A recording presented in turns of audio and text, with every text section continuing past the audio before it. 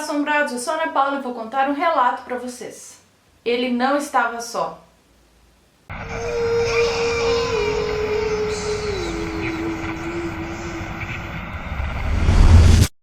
Histórias assombradas.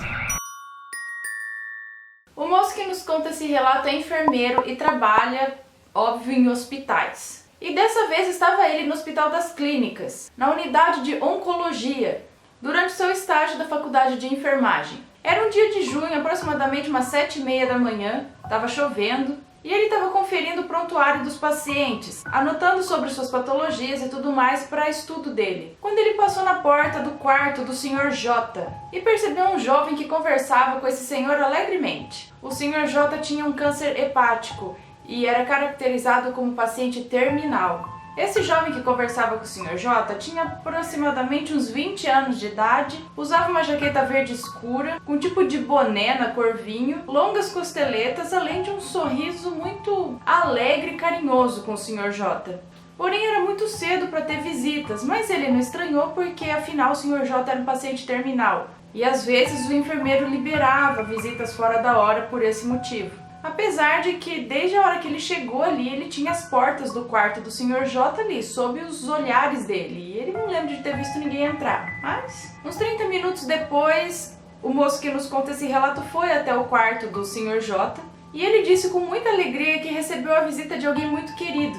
Alguém que tinha vindo de longe para visitá-lo. Era o seu neto, o Anselmo.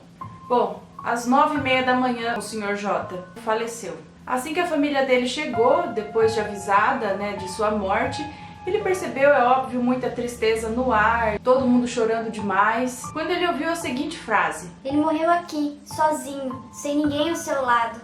Daí ele se aproximou dos parentes e contou sobre a visita do Anselmo. Falou que ele não estava sozinho não, que o neto dele veio, estava com ele, conversou com ele ficou muito feliz e tudo mais. Só que nesse momento todo mundo parou de chorar e todo mundo ficou olhando para ele assim, perplexos. Ele achou que a turma estava assim devido ao choque da morte, do Sr. J. Ele ainda descreveu a aparência do Anselmo quando uma senhora pegou no braço dele e disse para ele pálida: "Por favor, meu filho, não brinque com esse coração desse jeito. Meu filho, Anselmo, faleceu há 5 anos, em um acidente de carro."